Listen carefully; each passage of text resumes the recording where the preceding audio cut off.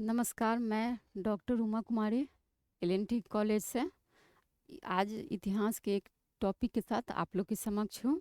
आज का जो टॉपिक है वो मेजर 4 में पेपर 5 में आप लोगों को पढ़ना है। आज का जो टॉपिक है वो है सामंतवाद। तो सबसे पहले हम लोग देखेंगे कि सामंतवाद क्या है, सामंतवाद किसको कहते हैं। फिर उसके बाद नेक्स्ट है सामंतवाद का आरंभ क्यों हुआ था, सामंतवाद की क्या क्या विशेषता है, सामंतवाद के उदय के क्या क्या कारण थे, फिर इसमें क्या गुण हैं क्या दोष हैं। तो सबसे पहले देखते हैं कि सामंतवाद क्या है।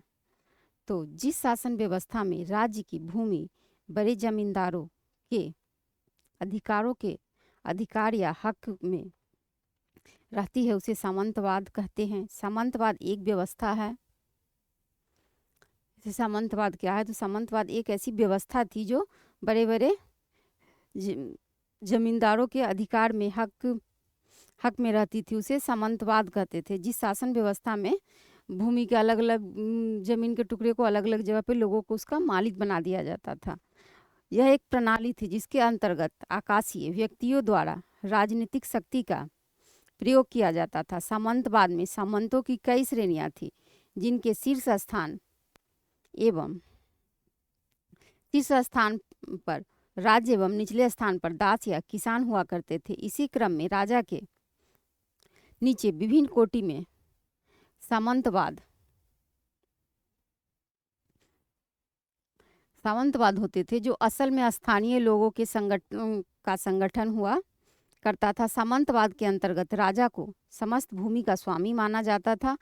सभी सामंतगण राजा के प्रति स्वामी भक्ति भी दिखाया करते थे, राजा की भूमि प्राप्त करते थे और इसके अलावा सामंतगण राजा की सुरक्षा हेतु सेना भी तैयार किया करते थे और राजा के सुरक्षा में भी वो अपना योगदान देते थे। परंतु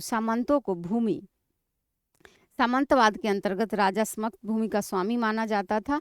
सभी सामंतगण राजा के प्रति अपनी स्वामी भक्ति भी दिखाते थे और फिर राजा जब उनके काम से प्रसन्न होते थे या उनके स्वामी भक्ति से प्रसन्न होते थे तो उन्हें भूमि भी दिया करते थे, लेकिन उस भूमि का वो उपयोग करते थे, उसमें जो उपजा होता था उससे जो आमदनी होते थे वो उसको अपने में खर्च कर सकते थे, लेकिन उस भूमि को खरीद या बिक्री या किसी को फिर देने का अधिकार जो सामंत है उनको नहीं होता था। सामंतवाद में न्याय व्यवस्था, कृषि क्षेत्र एवं स्थानीय सुरक्षा के नीति में सुरक्षा करने का कार्य किया, जिससे समाज में उनकी काफी प्रशंसा हुई। धीरे धीरे सामंतों का उद्देश्य व्यक्तिगत स्वार्थ एवं व्यक्तिगत युद्ध में बदल गया, जिसके परिणाम स्वरूप आम जनता को कई तरह की परेशानियों का सामना करना पड़ा। सामंतवाद जो है सो इसके दो हिस्सों में बट गया था। एक जो सामंत होते थे वो भूमि के स्वामी होते थे और दूसरे जो सामंत के अंदर जो काम करते थे तो वो फिर दास बन के रह गए या श्रमिक बन के रह गए थे। फिर सामंतवाद का जो पतन हुआ था तो वो दो भागों में कैसे और क्यों विभक्त हुआ था। तो सामंतवादी सामाजिक व्यवस्था के अंतर्गत लोगों पर शोषण एवं तरह तरह के अत्याचार किया करते थे, जिसके फलस्वरूप 13वीं शताब्दी के आरंभ में ही सामंतवाद का पतन शुरू हो गया।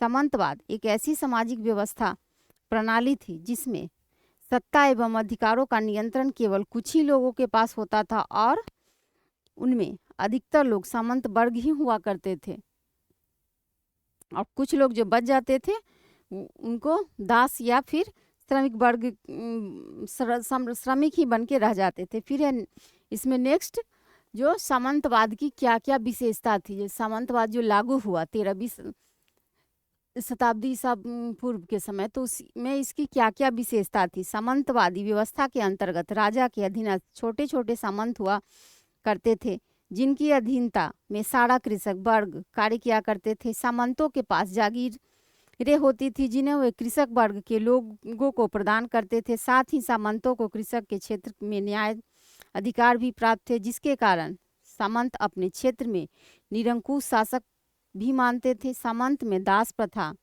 को बढ़ावा दिया गया, जिसके कारण निम्न वर्ग के लोग श्रमिक के ऊपर दबाव बढ़ाने लगे और सामंतवाद के अंतर्गत अपने अपने स्वामी के सम्मुख एक प्रतिज्ञा लेनी पड़ती थी। वे प्राप्त भूभाग के सदैव उसके प्रति सद्भावना दिखाते थे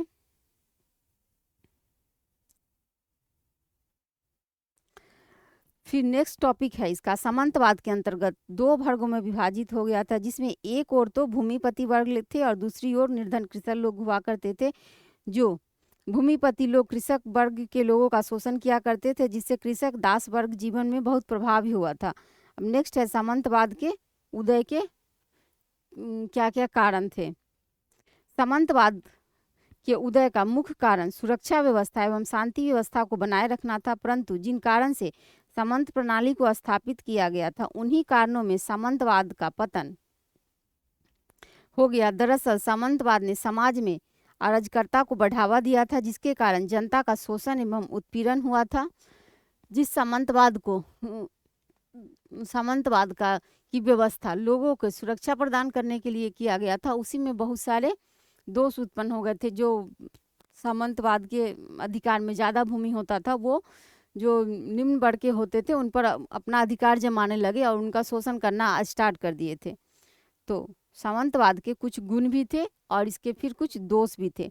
तो सामंतवादी व्यवस्था ने राज्य की सुरक्षा, शासन एवं न्याय प्रणाली को सरल कर उसे बेहतर करने की दिशा में कार्य किया था। सामंतवाद लागू करने से जो राजा का काम था वो आसान हो गया था। वो उससे अपना काम आसानी से कर सकते थे। लोगों से कर वसूलना या जमीन की देखरेख छोटे छोटे टुकड़ों में बांट देने से वो आसानी से उसका कर पाते थे। तो ये उसके कुछ गुण में थे।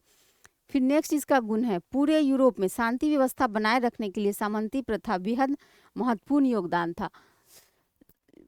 बड़े भूभाग पर या बड़े क्षेत्र पर अपनी व्यवस्था को कायम रखने के लिए छोटे छोटे हिस्सों में सामंत को देकर और उस पर वो अपनी सत्ता को आसानी से कायम कर सकते थे। फिर नेक्स्ट है सामंतवाद की शुरुआती दौर में सामंत प्रजा को संतुष्ट रखने में कामयाब हुए थे। स्टार्टिंग में जब सामंतवाद को लागू किया गया था उस समय सामंतवाद में इतनी कुरीतियां नहीं थी। फिर धीरे धीरे करके इसमें लोग अपना अधिकार जमाने लगे और कुरीतियां जो है सो बढ़ने लगी। फिर इसके कुछ दोष भी हैं। सामंतवाद के कारण साधारण लोगों के जीवन में श्रम और अधिक बढ़ गया, जिसका फायदा सीधे तौर पे सामंतों को मिलता था। फिर नेक्स्ट है इसके जो दोष हैं, सामंतवादी प्रथा के कारण यूरोप में राजनीतिक एकता का खंडन हुआ, जिसके फलस्वरूप यूरोप में एक बड़ा राजनीतिक बदलाव हुआ। जैसे सामंत का जो वर्ग था वो 2 वर्गों में विभाजित हो गया, जिससे लोगों में ऊंच नीच का भावना और अमीरी गरीबी का फर्क होने लगा। दास प्रथा को भी बढ़ावा मिला। श्रमिकों का भी लोगों ने शोषण करना स्टार्ट कर दिया। सामंतवादी प्रथा के कारण यूरोप में राजनीतिक एकता का खंडन हुआ, जिसके फलस्वरूप यूरोप में बड़ा राजनीतिक बदलाव हुआ। मजदूरों के बीच में नेता का भी चुनाव होने लगा, जो ये सामंतवादी व्यवस्था का एक दोष में आता है। सामंतवाद के कारण सामंतों की शक्तियों में वृद्धि हुई, जिससे उनका नैतिक स्तर कम हो गया और अत्याचारी एवं विलासी लोग बढ़ गए। सामंतवाद 2 भागों में विभाजित होने से जो लोगों में है भ्रष्टाचार अधिक बढ़ते चला गया। नेक्स्ट इसके दोष हैं। सामंतवाद के कारण यूरोप में दास प्रथा का प्रचलन शुरू हो गया, जिसके कारण श्रमिक वर्ग के लोग एवं किसान को बुरे हालातों से गुजरना पड़ा था। फिर नेक्स्ट इसका दोष है सामंतवाद में संपूर्ण यूरोप में क्रांति का मार्ग प्रशस्त किया। लोगों पर अत्याचार बढ़ने के कारण जो है इसमें क्रांति का भाव आया था श्रमिकों में और वो लोग विरोधी बन गए थे। फिर सामंतवादी प्रथा के कारण यूरोप में दास प्रथा का प्रचलन हुआ। श्रमिक वर्ग के लोग किसान को बुरे हालात से गुजरना पड़ता था। सामंतवाद ने संपूर्ण यूरोप में क्रांति का मार्ग प्रशस्त किया और जिससे यूरोप की प्रजा बेहद नकारात्मक रूप से प्रभावित हुए। तो आज जो है मेजर 4 वाले के लिए मेजर 4 को ये जो है पेपर 5 में पढ़ना है सामंतवाद। तो सामंतवाद का आरंभ क्यों हुआ ये आप लोगों ने देखा। फिर सामंतवाद की क्या विशेषता थी, इसको क्यों लागू किया गया था, फिर इसके उदय के भी कुछ कारण थे, फिर इसमें कुछ गुण और दोष भी थे। तो सामंतवाद की स्टार्टिंग का शुरुआत किस देश से हुआ था और फिर इसको कहाँ पे किस तरह से लागू किया गया था, ये फिर नेक्स्ट क्लास में बताएंगे। तब तक के लिए धन्यवाद।